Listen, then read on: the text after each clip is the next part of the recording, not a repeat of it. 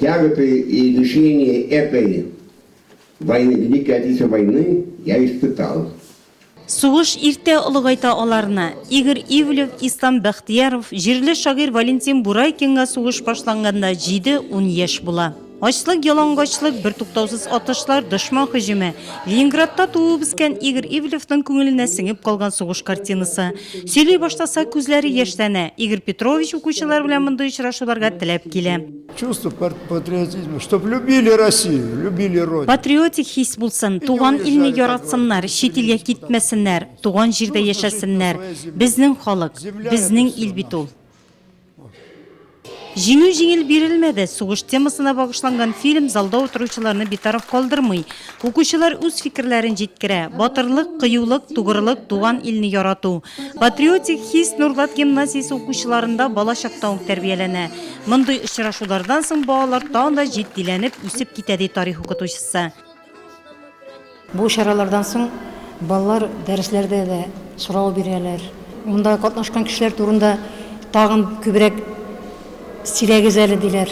Алар бу сугыш елларын онытмаска тырышалар.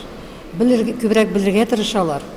И минемчә без укытучылар өчен менә бик мөһим балаларга сугыш турында күбрәк сөйләргә, очрашулар үткәрергә.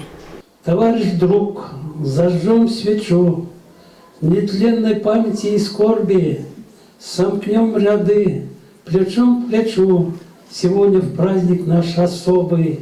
Очрашуда Россия журналистлар берлеге әгъзасы җирле шагыйрь Валентин Бурайкин балаларга сугыш темасын яктырткан үзенең шигырьләрен укыды. Һәркем шул елларда күргән авырлыкларны укучыларга сөйләде. Шуңа да очрашу укучылар күңелендә тирән тәэсирләр калдырды. Горурлык хисләре уянды миндә.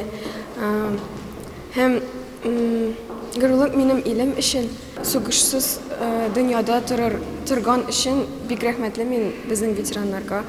Аларны күргәчтән горурлык хисләре уяна. Һәм бу бәйрәмне онытырга ярамый. 9 май җиткәч кенә аларны искә алырга түгел, әгел һәрбер вакытта. Кичә сугыш чоры балаларының үзләренең күргәннәрен, хатирәләрне яңартулары һәм гимназия укучыларының сугыш темасына багышланган җырлар, биюләрне башкарулары белән үрелеп барды. Очрашу җиңү көне җырын күмәкләшеп җырлау белән төгәлләнде.